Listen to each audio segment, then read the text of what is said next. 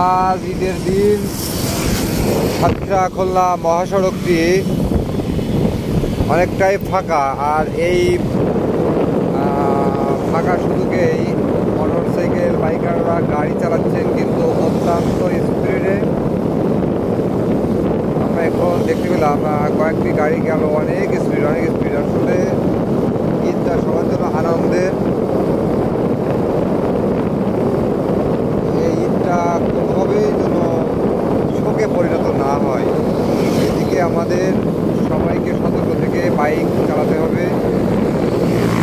ওরকম কারোর সাথে পাল্লা দিয়ে গাড়ি চালানো যাবে না, কারণ সময় অনেক বেশি। সময় আজ না হয় কাল, কাল না হয় পরশু পাওয়া যাবে, কিন্তু জীবন চলে গেলে এই পৃথিবীর জীবনে তো আর ফিরে পাওয়া সম্ভব না। এটা প্রশাসনিকভাবে অনেকটাই সতর্ক করতে আছে বিভিন্ন পয়েন্টে। যদিও আজকে ঈদের দিন আমার রবীন্দ্রনাথ সেভাবে লক্ষ্য করেনি, তারপরও আমি মনে করি এগুলো প্রশাসন যতটা সম্ভব বিভিন্ন পয়েন্টে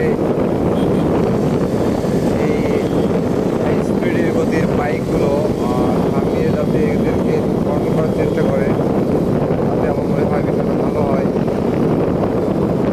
অনেকেই কিন্তু যাচ্ছেন অনেক স্পিডে।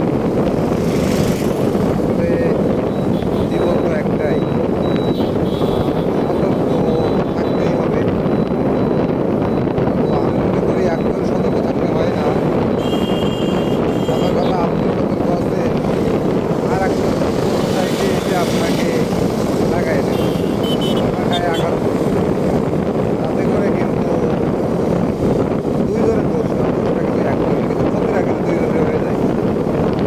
সেক্ষেত্রে আমি মনে করি, আমি বলতে চাবো এটাই যে সবাই সতর্ক অবস্থায় বাইক চালাবো এবং কোনোভাবেই দুর্দান্ত স্পিডে মোটরসাইকেলের গতিগুলো না ওঠাই, যাতে সবার জন্য সেটা মঙ্গলজনক হবে ইনশাল্লাহ। তো আজ থেকে ঈদের সরকারি ছুটি অলরেডি অনেক দিন, মনে হয় এখনও সামনে এক সপ্তাহ বেশি, এখনও এক সপ্তাহ। তো এর ভিতরে যারা দূর দূরান্তে যাবেন, ঘুরবেন ফিরবেন, সবাইকে অনুরোধ করব, আপনারা বিশেষ করে বাইকারদের বলবো আপনারা খুব সংযত করে বাইক চালাবেন।